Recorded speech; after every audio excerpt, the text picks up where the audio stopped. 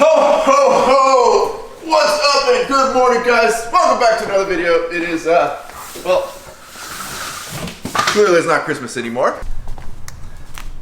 Alright, well apparently that made a mess. Now the good thing is, I did finally get my dream cordless vacuum here, the Milwaukee Backpack Vacuum.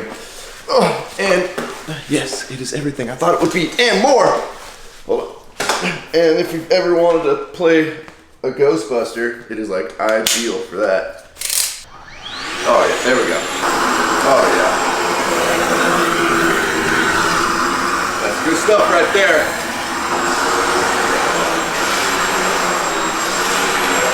So the great thing about having the warehouse is I've got like full-time dumpsters that are emptied, I think every other day. I don't know, I don't think I've ever actually been here when they dump the dumpsters, but we've got dumpsters there, dumpsters there, dumpsters there, which makes it really easy for disposing of big items at your house, like a Christmas tree, even though I'm pretty sure my local trash company will actually like pick it up for free if you set it out front, but whatever. The other thing is we're next to this like office furniture supply company, and they're always throwing out like some pretty quality stuff. I'm not much for trash digging, but I don't know exactly what these are. They look like just some desks with, I don't know what's going on with these little boogers right here.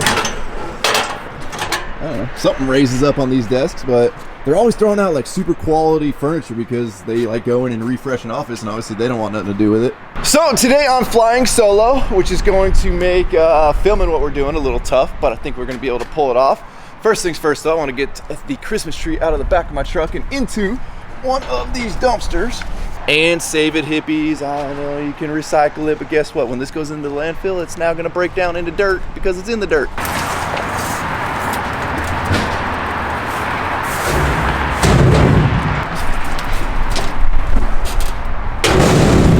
We're good. So I know we're just starting off the new year, but so far we've got a lot of really cool things lined up just in the next couple of weeks that I can't wait to announce to you guys.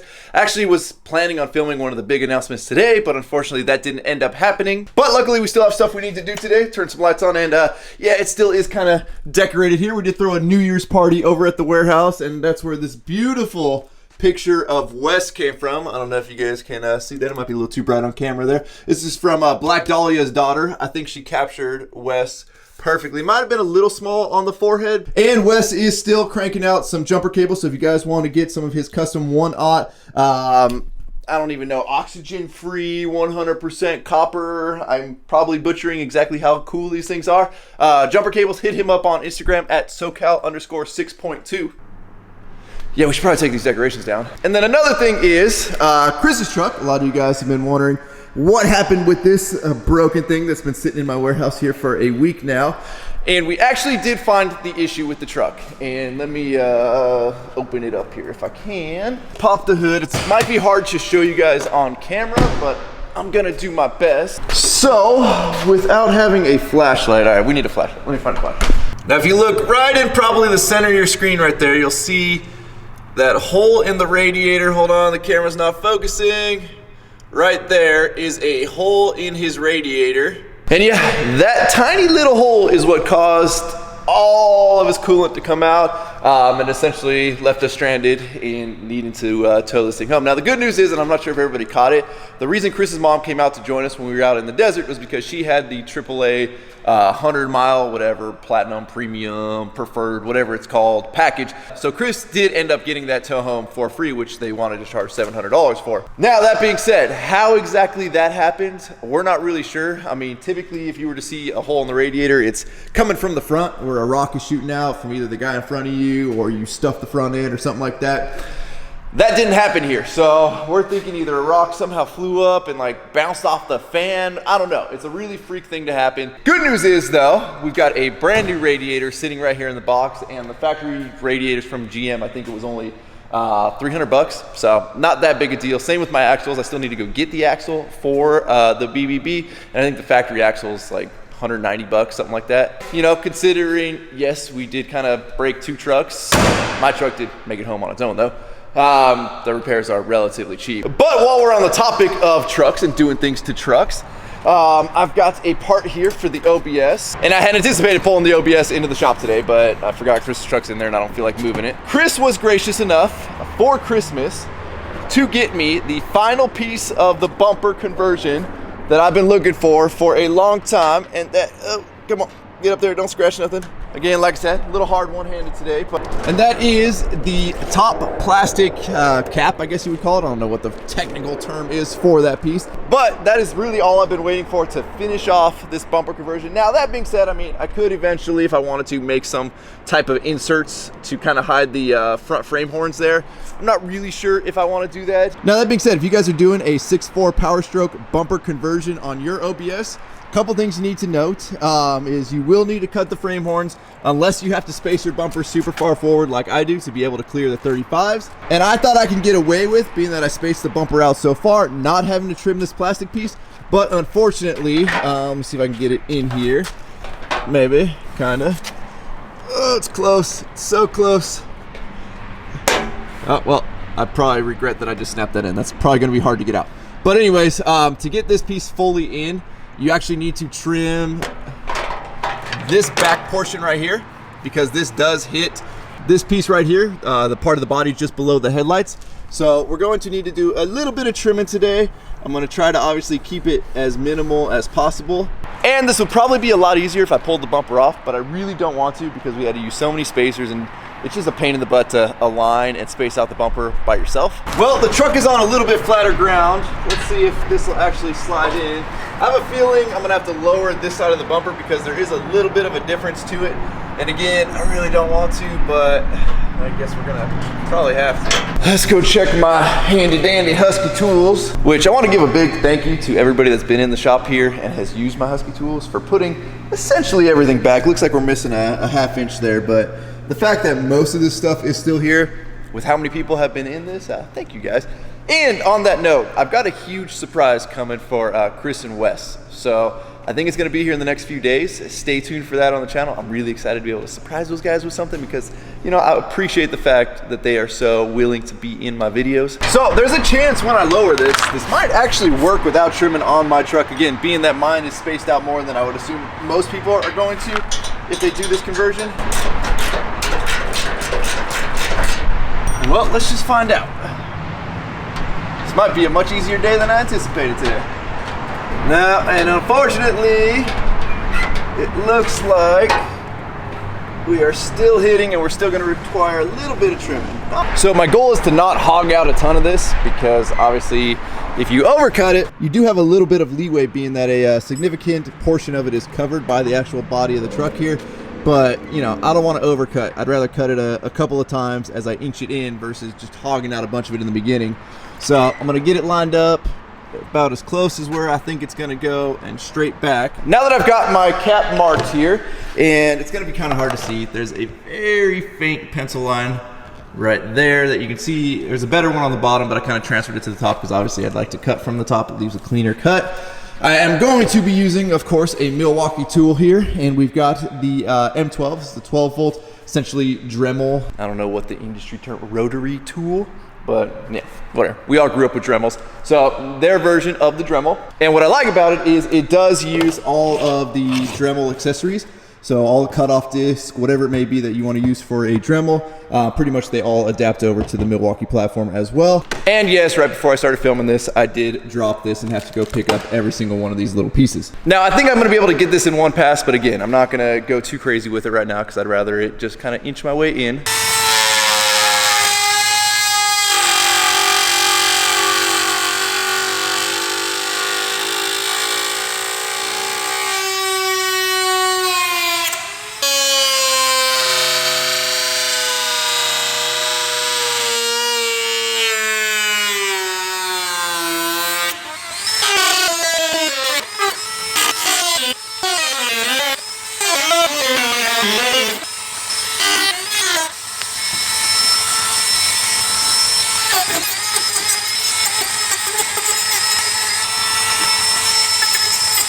Cutting is done, and I think the cut turned out pretty clean considering when you're cutting plastic, it wants to melt and kind of fray up a little bit like that. If I had any type of sandpaper or the appropriate grit sandpaper, I would give that just a little light sanding. I think I've knocked off most of the edge. Yeah, hopefully fits. Maybe we got lucky the first time. But if you guys have been watching the channel for, you know, any more than 2 videos, you know, we usually don't get lucky for the first time. Or in life in general. Here goes nothing. Not looking bad, but looks like we're still hitting over on this side.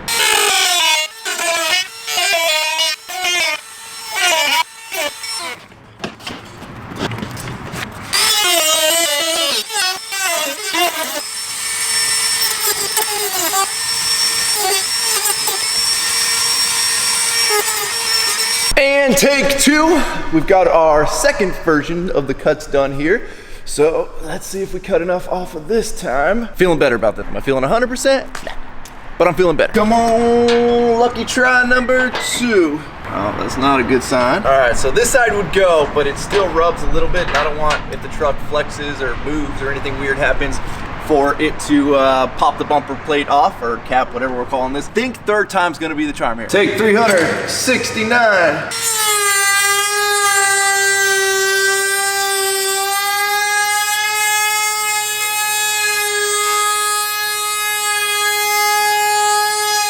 Now, mind you, this is the part where typically people start to get impatient and hogging out more than they should. Trust me, I'm no different. And you can see I had a little bit of a slip right there. And yeah, luckily that's gonna be hidden by the truck body, but be careful, you know? Once you get this far in, like, still be patient, because this is kind of make or break time for a project. All right, third time has got to be the charm, otherwise I'm taking this bumper off and I'm putting the stock one back on. Come on, lucky number three. Well, I'm feeling good about this, guys. I'm feeling good so far. That's a good sound. That's a goodish sound. There we go. Oh, yep, all right. Come with me on this journey as we snap pieces in. Oh man, this is very satisfying. Very satisfying. All right, so far we're looking good. Coming around. Can we make the turn? There we go. All right. Coming around. Last little bit. Now the last step here is let's get the bumper spaced back out as evenly as we can, using two hands and a knee here. I think we did pretty good for our first shot there. We'll come down just a little bit here. A little too much. Now I know there's a lot of bumper options out there for these trucks, but to me the 6.4 bumper, it just looks so clean on these body styles. Now, one thing I do need to swap out, and I've talked about this before, is the rear bumper on the truck. Obviously, the one that was on it, the previous owner, I don't know what he did, if he like hooked something to it and tried to yank out a tree in his yard or something, but he put a significant like tear in the bumper. So this is just temporary right now. It's just painted just because it looked good on the truck until I figure out another option. I know I've asked you guys in previous videos, but if we can narrow it down, what options do we have bumper wise that is a direct swap, preferably off of a Super Duty, a direct swap onto these trucks with little to no cutting, trimming, whatever it may be? If you guys have the answer, please put it down in the comments. Now the next step for the Ford is going to be getting the Boost Auto Parts mirrors all completely wired up. That way the switchbacks work, which is white on as driving lights. These will turn amber for turn signals. The turn signals in the mirror will work. The backup lights or cargo lights, whatever you want to use them for, I'm going to wire these up as backup lights will work. And then I want to make the mirrors fully functional. Now I've got a factory Ford switch right here. So this is a factory Ford power mirror switch, which obviously my truck was not a power mirror truck, but this year they did have power mirrors. So this is an option that you can get, but as you can see, there's no hole for it. Now I could probably crudely cut a hole in there, but this one is cracked. So I figured, screw it, we'll just end up replacing it. But if any of you guys have done any searches in the last, I don't know how many years, looking for that piece, those pieces are pretty rare. So I found one, I ordered it. I thought it was factory-ish or somewhat close to factory or like a factory reproduction, but this is the one that showed up, and looking closer at it, it looks to me kind of like this one was 3D printed. If you look at the way the seams and everything kind of line up and the way that, if you guys know about 3D printing, like you kind of gotta like acetone bath things to get the finish to be nicer. And just the way that I'm looking at this, it looks like there's a lot of melting going on, which kind of tells me it might have been acetone bath at one time. I mean, just look at the way all the layers line. I don't know. There's something weird going on with this piece. This is not a factory piece. It's not a factory reproduction. I know there are websites, I forget what they're called, where people will share 3D printed plans, and obviously if you don't own a 3D printer, those plans are useless to you. So they've kind of opened it up now to where if you want a part that somebody has shared a plan for, somebody with a 3D printer for a certain dollar amount will actually print it out for you. So this piece is on there. I don't know if this is the exact one. I bought this on eBay, but I want to see if this switch actually fits in here because you can see how crudely cut that hole is. So I don't know if it just drops in like that. I'm assuming it does. Well, all right. No, yep, maybe. It's a real tight squeeze. There we go. All right, well, hey, that's what I get for talking crap about this piece. It fits dang near perfectly. So I've got this, I've got the wire harness which goes into the back of this, and then basically pigtails out to whatever we're gonna wire it up to. So that'll be the next project coming for the OBS. Obviously we're not gonna do that today. I wanna make sure I have every single piece that I'm gonna need before we start tearing everything apart, because there's gonna be a decent little bit of wiring going on. So with that, we're gonna wrap up this video. I know you guys tend to actually like the OBS more than the BBB, and trust me, I've got just as much love for these old trucks as I do for the newer trucks. And yes, I still am in the market for another OBS. If any of you guys have a lead on a clean, obviously as low mile as we can find, crew cab, 4-wheel drive. I do not like the extended cabs. They're not the look for me. Let me know down in the comments or shoot me an email. My email is down in the description. So as always, thank you guys so much for watching. If you have not subscribed already, please click the subscribe button now that you do not miss out on any future content. A huge thank you to Chris, aka at cbailey619, for getting me this plastic cap for Christmas. If you would be so kind as to give this video a like and a thumbs up, I would greatly appreciate it. Don't forget to check out workforitapparel.com, because if there's anything you want in this life, you gotta be willing to work for it. You guys are the best. I'm out. Damn.